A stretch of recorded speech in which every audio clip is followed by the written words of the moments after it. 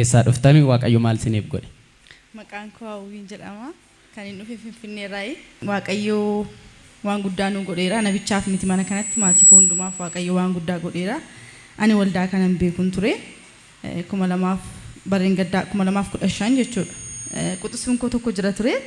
As mucaan boleessi hangafni keenya jira. Isa bukkee dhufaa. Sagantaa mana kana baay'ee hirmaata ture. Digiriidhaan eebbifamee hojii dhabee yeroo dheeraa tureera. As sagantaa yeroo dhufu Waaqayyo karaa raajii karaa nama Waaqayyo ati bara dhufu bara 2004 ji'a jalqabaa keessaa torbee jalqabaa keessaa gara biyya alaan deemtaa piroosii jammarteetu jira. Waaqayyoon sii xumuraa biyya kanarraan deemtaa ittiin jedhee Waaqayyo inni waan hojii madhabee fi wantoota scholarship waan tokko mokkora ture. Waaqayyoon sii xumura guyyaa kana ji'a kana keessa torbee jalqabaa kana keessa deemtadhe Waaqayyotti mee akkuma Waaqayyo jedhee guyyaan isaas saamintii isaas utuu nafiin inni gara biyya alaa deemee piroosisiin xumuramee fi barumsaaf deemee sana booda ani amma sanaatti mana kana hin beeku. Haati koo dhukkubsattee Finfinnee na bukkee dhuftee ture utoo isa wajjin haasa'aa jiranii haadha koo wajjin cherchi Amboo fuudhii deemii iddoo akkasii Waaqayyo lafa sanatti akkas jedhee dubbatee guyyaa isaa wajjin bara isaa wajjin saamintii ani keessa deemu saamintii ji'a sana keessa saamintii jalqabaa keessa sii dhumataa hin deemta ittiin jedhee naan jedhee Waaqayyo guyyaan isaanis tun hafiin Waaqayyo guyyaama sanatti hin deeme guyyaama sanatti ani biyya sanarraa ba'ee immaa koo geessitii achitti kadhachiisiif naan jedhee fi keefis kadhachiifadhu naan jennaan isheedheenini abbaa warraa kootti himeen haadha koo fidadhee dhufe jechuudha. Dhufee iddoo kanan beeku guyyaa toora kadhataarra gallee haadha koo fisin kadhatee haadha koo keessaa afurri hamaan hin ba'ee afurri hamaa kun haati koo ani amma beekutti dhalootuma kootiin nuti gooftaa qabna. Haati koo gooftaa qabdi ግን amma sanaatti afurri hamaa ishiin baay'ee hin tajaajiltiyyuudha. Waan akkasiin tin jenneen beeknu lafa kanatti garuu afurri hamaa yeroo keessaa dhiyyee ba'u dhuguma anaaf baay'ee waan guddaa ture baay'ee nannaheeyyuudha jechuun waan ani eegne turan kubsattee isaa yaalamaa turte irratti akka kadhattuuf malee akka kadhachiifattuuf malee ani afurri hamaa keessaa waa jedhee tasayyaanne Waaqayyo lafa kanatti afurri hamaa irraa ishee fayyisee kan kanaantuu jiru ati koo fayyiteetti. Kun kanaantu jiru nuyin immoo anaan immoo Waaqayyo eebba gurguddaa sin eebbisa. Garuu bara kana keessa waayyuun eeginaa Waaqayyoon kadhadhaa. Eebba sana booda bara dhufuu booda garuu Waaqayyo eebba gurguddaa sin eebbisa jireenya keessan gaa'ela kee irratti Waaqayyo eebba gurguddaa si eebbisa. Eebbi kee kan jalqabu immoo bara dhufuu 2016 jechuudha. Ji'a arfaffaa keessa eebbisii ta'u jira waan harka keessan galu jira. Sana booda immoo eebba gurguddaa sin argataa naan jedhee isheedheen yeroo baay'ee ergaa dhageenya Waaqayyo waan baay'ee nutti hima waan garaa baroota fuula keenya dura jirutti ta'u Waaqayyoof guyyaan tokko guyyaa 1000 guyyaan 1000 immoo guyyaa tokko isaaf guyyaa nuti akkas tilmaamame bara akkasii guyyaa akkasii minaamin kan jedhu anaaf xinnoo ishee waan addaa gatii ture guyyitti baay'een eega ture Waaqayyoonis nan kadhadhan ture utuma jennu 2015 darbee 16 ji'a arfaffaa keessa gallee ji'a arfaffaa keessa hundaa'um edda guyyaan isaa jala ga'ee isa Waaqayyo akka jedhe san irraan fadheeraanii normaalii Waaqayyoon ma kadhanna utuun beekin makiinaa addaa bitannee duraan makiinaa amma bitanne kana bitachuuf sana dura baay'ee yaadne ture baay'ee jaallanne barbaanna turre sunituun ta'ee nafee 2012 akkabaabii makiinaa Vitsii bitannee turre makiinaa amma bitanne kana dadhabnee dhiisneetu gaafa sana garuu wanti isin jalqaba yaaddanii baay'eetti dhamaatanii isinii ta'uu dinnaan dhiistan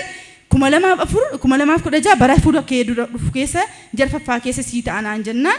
ishee deeman dhiiseen ture tuun beekin ji'a arfaffaa keessa saamintii jalqabaa keessa makiinaa sana argannee edda makiinaa sana argannee harka keenya galfannee booddee inni Waaqayyo naan jedhee tizina jedhe Waaqayyo akkasitti natti dubbatee ture dammoo qadda'een ture moobaayiliitiin inna abbaa manaa koo galee dhaggeeffachiiseen ture Waaqayyo akkasi nuun jedheera guyyaa akkasitti nuun jedheera dheentu wanti sun nuun ta'in dhaggeeffachiiseera hin beeka abbaa manaan koo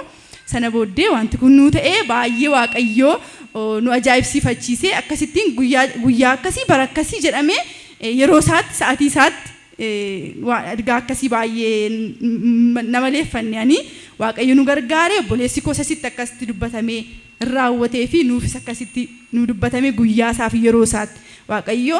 wanta kiisii keessan jiru wanta sin haqimii sin qabdan humna sin qabdan irratti amaneetu hin ta'in ofitti amanee dubbata ofitti amanee immoo hojjeta waaqayyo na wanta jedhu nu godhe haati koos fayyaa ishee taate hafuura hamaa kanarraa bilisa taate kanaaf waaqayyoon galateeffachuu qabna jennee abbaa warraa wajjiniin dhufne እንዳውም amma kana kanin ture waaqayyo እንደገና ሙጫ kan biraan alaate amma sanatti amma nda'ee maal jedhee ka'utin ture waaqayyo akkas nu godhe waaqayyoon guddaa nu galateeffadha harka keessa walitti buusaa galateeffadha waaqayyoon tolle waaqayyo lafa kanatti isa jalqabaa obboleessa kee gargaaree lafa kanatti waaqayyo karaa nama waaqayyo itti dubbatee akka inni gara biyya bakkee deemu ji'a isaa duukaa guyyaa isaa duukaa torban isaa duukaa itti mee ture guyyaa muree jechuudha waaqayyo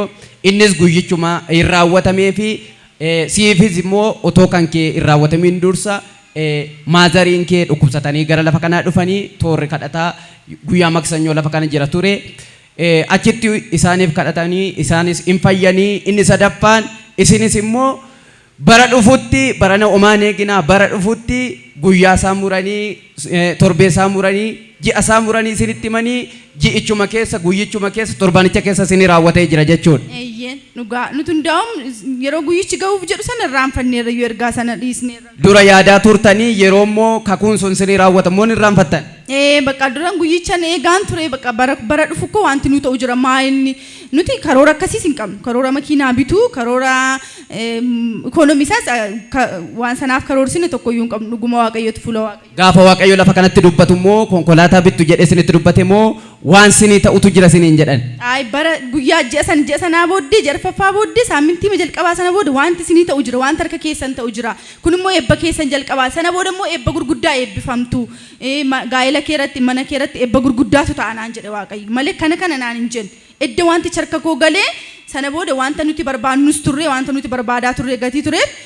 waaqayyo akkas naan jedhee ture jedhee indegena ergaa sanarra deebinee dhaggeeffanne deemnee waaqayyoon galateeffannaa achumaan isin kadhachiifannee dhufne lafa kana. Jalqaba konkolaataa qabdu konkolaataa qabdan utuun ta'in konkolaataa markaa qabdan kana barbaaddanii turtanii garuu waggaa baay'ee yaaddanii isiniif ta'uu didee gaafa asitti namni waaqayyo isinitti dubbatan garuu guyyicha duukaa waan isinitti maniif guyyicha duukaa eegaa turtanii guyyichuma isinii raawwatee jira jechuudha. Dhugaa saamintii jalqabaa keessa jedhame saamintii jalqabaan sun guyyaan torbi sun utuun dhumiin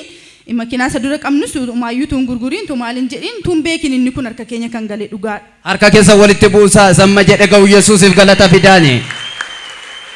Kanaaf waaqayyo gaafa jireenya keessan keessatti isteeppii akkasiin sin deemsisa iddoo akkasiin sin ga'a kanan sinii godha gaafa jedhu waaqayyo akkamitti ta'a kunoomtuun jiru jechuutu hin ta'in waaqayyo fixamanee dubbata gatii ta'eef humna namaatti yookiin waan fakkaatutti ilaalee dubbatatu hin taane fixamanee dubbata waan godhus fixamanee godha gatii ta'eef isa waaqayyo nuun jedhee duwwaa keenya irratti gaafa waaqayyo dubbatu amannee yoo fudhanne waaqayyo waan nuun jedhe nu godha waaqayyo gooftaan isiniin illee eebba gurguddaa wanta waaqayyo jedhe biraan akkasiin ga'u waaqayyoon kadhadhaa anaaf immoo waaqayyoon naa galateeffadhaa. Galateeffadhaa gooftaadhaan waaqayyo sinaa eebbisu eebbifamii.